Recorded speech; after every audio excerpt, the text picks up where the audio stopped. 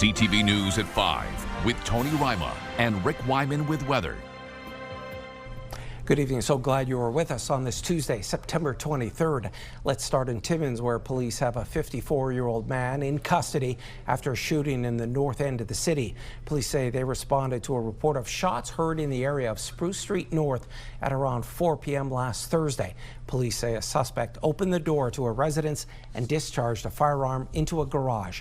A suspect was located later that day with a loaded Glock handgun concealed in a bag. This led officers to seize a variety of drugs such as cocaine, opioids, crystal methamphetamine, and Percocet tablets with a street value of more than $162,000. He is known to police, and that's the reason one of our officers who drove by him was able to identify him and positively locate him while we were searching for him, yes. When officers showed up, the first officer who identified him stopped, began speaking, engaged in communications. Other officers showed up immediately shortly thereafter, and at that point he was placed under arrest, and yes, the firearm and some drugs were located on his person at that time. Well, as a result of the drug... More than $14,000 in Canadian currency was also confiscated. The accused is facing a number of drug and weapon-related charges. All right, it's time for your first check on weather, a wet one out there. How long do we have to endure this? For more details, let's bring in CTV's Rick Wyman. Rick. Tony, a couple of days to, well, at least until about Friday. I'm thinking we should start getting some sunshine. We'll talk more about that in the 5-day forecast, but it will be wet for a couple of days. It started yesterday and continuing tonight and overnight. First Take on Weather brought to you by CAA. Get your membership at caa.ca. You can see the sprinkling going through. And there's more than just sprinkling. We have the risk of thunderstorms in the forecast across the northeast for this evening. Some details, Tony, coming up in just a couple of minutes. Nice to see you back in the hot seat. Thanks for that, Rick. An update now on the Elliot Lake Arena. Last night, City Council approved an $11.6 million budget. It also entered into a designment agreement with Perry & Perry Architects for the renewal of the Rogers Arena. CTV's Lindsay Alick has details. From the trusses to the beams to sealing the roof and most recently fixing the foundation, the arena in Elliot Lake has been shut down since 2023. Perry & Perry Architects carried out a life safety audit of the arena this summer. In response, the architects went beyond their original task and prepared a representative Class D budget of $11.6 million. We're going to do a complete refinish. We're going to modernize our arena. It is 60 years old, and it is the structure, all that has been fixed for a minimum of 50 to probably 75 years. So we've decided to upgrade it because technically speaking, accessibility wise, it's not up to code anymore. It's too old. So we got to redo the bathrooms, make the halls bigger. Our change rooms are dated. Everything's dated. Council requested an alternative budget be prepared, showing the cost of operating the facility at the most basic level, and that brought the budget down to $9 million. We're all in on getting this arena.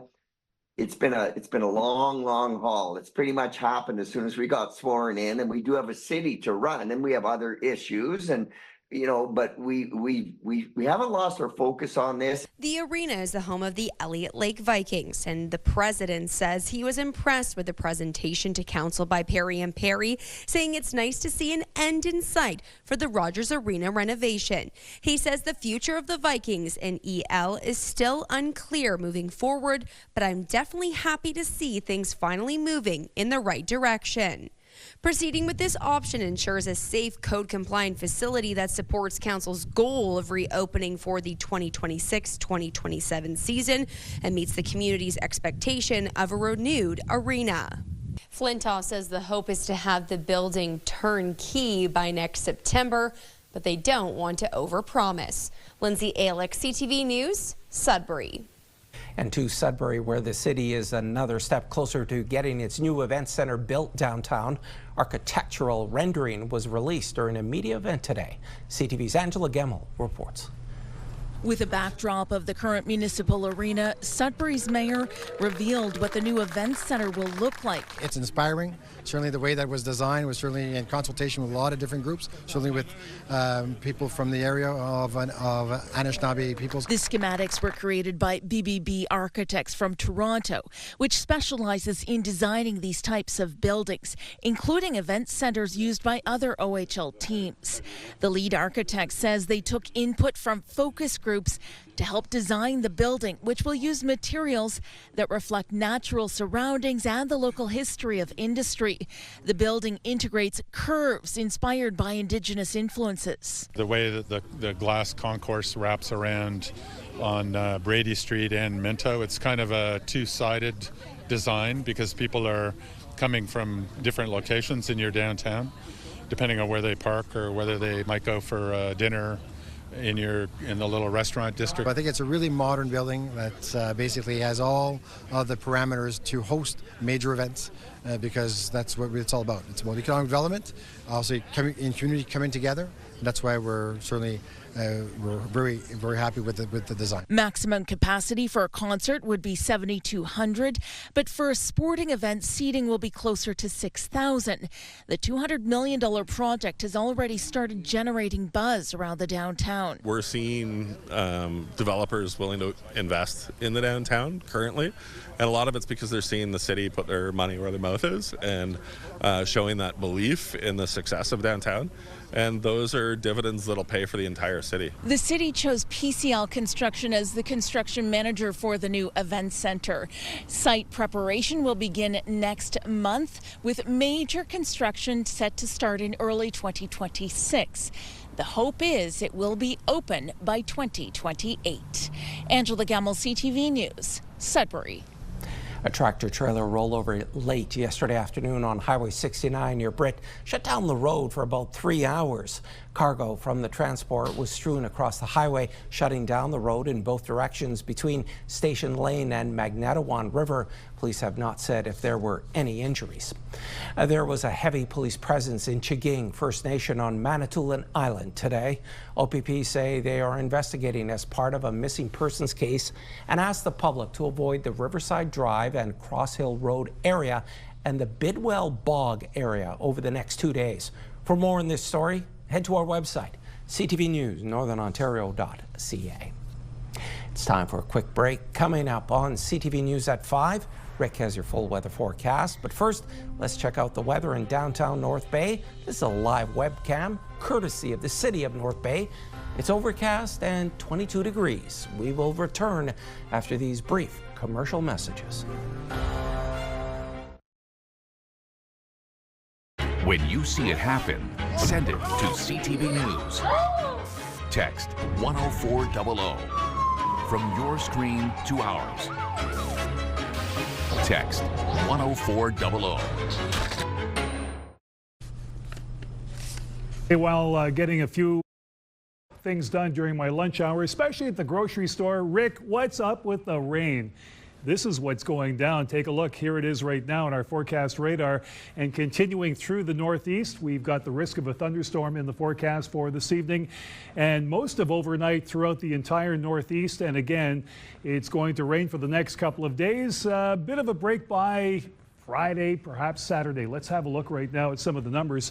Sudbury Nickel Belt, risk of a thunderstorm for tomorrow. Chance of showers at 60%. That's a pretty good bet if you like to play those odds. Thursday, Friday, chance of showers as well. Saturday, chance of showers, but that could change because you've got clear skies in the forecast on Saturday evening, so we might get a break. Sunday, we've got sunshine and 20. Meanwhile, in Sault Ste. Marie, risk of a thunderstorm tomorrow as well. Chance of showers Thursday, Friday, and Saturday. Same deal here. Your temperature is fairly consistent, 22, 20, and again 19. Sunshine on Sunday with a high of 20. Lots of rain last night in some of the areas, including Greater Sudbury earlier this morning. Timmins, Cochrane, Kapuskasing, chance of showers for a couple of days. A bit of a break here with sunny skies on Friday at 17. Then the chance of showers at 60%. Saturday, 19. More sunshine as it returns on Sunday, also 19. Temiskaming Shores, Kirkland Lake, chance of showers tomorrow, 60%, risk of a thunderstorm, chance of showers Thursday and Saturday also at 60. So Friday and Sunday, that's a nice weather sandwich here. You've got sun and cloud Friday at 18, Sunday sunshine at 19, and chance of showers, a pretty good bet there at 60% with a high of 20 Saturday. Meanwhile, in North Bay, West Nipissing, risk of a thunderstorm tomorrow, 22 your high. Again, 60% chance on Thursday, Friday, sun and cloud. Chance of showers Saturday at 40%, and Sunday, sunshine and 20. Tony, as you like to say, it's all over the map when it comes to our weather for the next couple of days, but sunshine will return as early as Saturday, so we'll keep our fingers crossed. Back to you. Good to hear. Thanks, Rick. Sudbury's Member of Parliament Vivian Lapointe introduced a new private members bill yesterday. CTV's Madison Merrier has more on it in this report. Lapointe introduced her first private members bill in the House of Commons, proposing amendments to the criminal code. I'm saying criminals should be made to pay and to make restitutions to those communities. The bill proposes that the code should be expanded to enforce restitution by those convicted of drug and human trafficking charges. It argues that the restitution should be made to community organizations that Lapointe says provide critical frontline services. What I want to do is amend the criminal code to allow a judge to provide for restitution to communities. Restitution has been a concept in Canada since 2015 with the Canadian Victims' Bill of Rights. However, Lapointe feels the language isn't clear enough. It is important that restitution be provided to victims and their families. And they do have judges can provide restitution to communities, but they often don't because communities are not well defined. A local organization also shared their excitement about their thoughts on the future if this bill succeeds. I think this is a really important step, not just in acknowledging the work that the frontline agencies are doing, but also some of the really big systemic gaps that are being filled by frontline workers at this time. We've all seen the devastating impacts that these crimes have had. These impacts are far-reaching for victims, their families, and also communities, specifically the community agencies that are providing support services, often life-saving services to the victims. Lapointe says that there is still a lengthy process to determine when and if this bill will change the criminal code. Madison Merrier, CTV News, Sudbury. Officials with the city of Timmins say there's a potential for disruption in transit service beginning Saturday at midnight. The city and CUPE Local 1544, which represents Timmins transit staff, continue to negotiate. But if an agreement can't be reached, all Timmins transit bus services will be affected, including conventional bus service, paratransit service, and the Northern College Express. The city says it recognizes that delivering safe, reliable transit is a core service and will continue to work to avoid a strike. Following a weekend crash that injured a panhandler at a North Bay highway intersection, provincial police say they are once again cracking down on roadside soliciting. OPP say a pedestrian suffered non-life-threatening injury Saturday after they were hit by a pickup truck. The investigation revealed the person entered a lane of traffic. The incident highlights an ongoing public safety concern related to roadside panhandling. Officers plan to increase education through safe street cards and enforcement when required. Police recommend drivers make donations to local organizations that work with the most vulnerable instead of donating to panhandlers at busy intersections. There will be an increased presence, and we're also looking at other options like increased signage. We're going to look with the Ministry of Transportation Ontario, hopefully get some signs up there to increase that message that we want people to be generous, but we don't want it to be through roadside solicitation. Provincial police say roadside solicitation is illegal and comes with a fine and an arrest. Luncheon of Hope coming up on CTV News at 5, raising awareness and money to help families and provide inspiration at an event in Sudbury. Sault Ste. Marie City Council is supporting several long-term energy projects that will provide alternative energy. Last night, representatives with PUC Services presented council with proposed solar farms. A smaller one could be constructed in the Lees Bay and Carpin Beach neighborhoods, and a larger one near the Sault Airport. The combined projects would produce 250 megawatts of electricity. Some residents at the meeting were concerned about the trees and forests that could be removed for the projects, but PUC Services says there would be direct benefits for the city and residents. There's roughly about $1 million a year that would come back to the city from that equity return. There's about $500,000 in estimated property tax new revenue that would come back, so pretty significant benefit between the two. And then there's the ownership equity at the end. PUC will now submit its proposals to Ontario's independent electricity system operator, which would award contracts next April. If successful, construction on the solar farms in the Sault would be completed by late 2028. The city also approved support for a wind farm north of the city proposed by Batchewana First Nation. The North Bay Parry Sound District Health Unit is warning of blue-green algae blooms on Old Man's Lake near Magnetawan. Samples from the lake September 11 showed harmful algae blooms. Toxins from the blooms can stay in the water for up to 3 weeks after the blooms have faded. Those who get their water from Old Man's Lake are reminded to stay out of the lake and not to use the water for drinking, cooking, or bathing. In Sudbury today, winners of the Amazing Race Canada, known as Team Broadway, were the keynote speakers at the 27th annual Luncheon of Hope. The event is to raise money and awareness about cancer and to give people and their families hope and inspiration. CTV's Alan Everson has more. We both decided to press pause. Team Broadway delivers a message about friendship, perseverance, and passion in the face of adversity at the Luncheon of Hope. Catherine Reeford is a brain cancer survivor, and Craig Ramsey is her best friend. Craig was the one that made me go to the hospital, and that's when I discovered I had terminal brain cancer. I was given 2 to 6 years to live. It's now 12 years past. I had an awake craniotomy, proton therapy, and 4 different kinds of radiation. Our friendship is really special, and we hope that everyone has a Catherine or a Craig in their life, because we put ego aside and we're there for each other unconditionally. Catherine says Craig also helped her have the courage to leave an abusive relationship. Over the past 27 years, the luncheon has raised over $1.1 million to help support the purchase of specialized breast cancer equipment and fund research. Officials with the HSN Foundation say moving forward, the event will support all areas of cancer care and research. Clinical trials is a big part of the work that we do and fundraise for at Health Sciences North Foundation. So bringing all cancers together really allows us to focus on the system of care for all cancer patients. Team Broadway won the Amazing Race Canada in its 8th season and hope their story serves as an inspiration.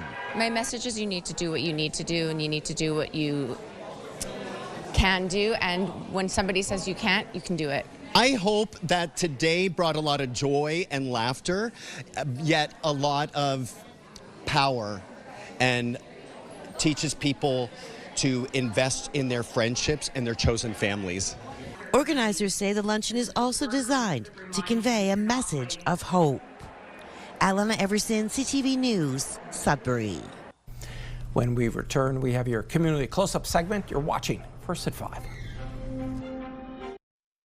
We are into the first full day of autumn and the leaves are starting to fall. It's a great time to be outdoors, and fall fairs are all the rage. To tell us more about an event this weekend, let's bring Carmen Portalaus of the Onaping Falls Lions Club. Carmen, so nice to see you again. So nice to see you again, Tony. So tell us more about the Cavalcade of Colors. How many years is it for the Lions Club? It's our 38th year, and we're already getting ready for our 40th in 2 years from now. And it's a really geared to the whole community. Every group in the community is invited to do something, either have a table at the crafters in the room, have an event with the kids, anything at all to promote themselves and to show the community community what we have, because we're kind of a little bit far away from the city. So, and we have quite a few seniors that don't leave Dowling right now. And so we try to give them everything that they possibly can. And Cavalcade, for 38 years, have been trying to do that. And it works. It really works. We bring out the community, all of them. So it's really, really good here. It certainly is. So all of the events are taking place at the Dowling Leisure Centre? Is that where it is? Basically, yes. Most of it. At High Falls, we have the Onping Community Centre. They have a big barbecue there because a lot of people go see the colors. And I'm telling you, I was worried a couple of weeks ago, but the colors are coming out beautiful, beautiful. So it's a nice walk over there to see the falls and everything. So they're there with a barbecue. And at our den, at the Onping Falls Lions Den, we have a beautiful lady, Courtney, that puts on a clothes exchange for the kids and for toys and stuff like that. And it's been 3 years now, and it's such a success because especially nowadays, the cost of everything is so, and the kids grow up so fast that their clothes are almost new when they grow out of them. So it's a good service. We try to have everybody involved. You mentioned about the clothing exchange, so you have that for families, and also Happy Halloween costume exchange too? Yes, we have costume exchange. We started that a few years back, and it was a slow thing, but since we've had the kids clothes exchange, it's really took on, and I'm getting costumes right now. They're delivering so that we have a start, and then they come in, they bring their own, and they exchange, and there's no cost. And with the cost of living right now, and with everything, at least the kids will be able to enjoy and have a new costume and with no cost kind of thing. So Carmen, always a pleasure to see you, and good luck with the event this weekend. Oh, thank you so very much for having me. That was Carmen Portelon. She was our guest, and she represents the Onaping Falls Lions Club, and she joined us in studio. And to learn more about the weekend event, head to Facebook and search Cavalcade of Colors.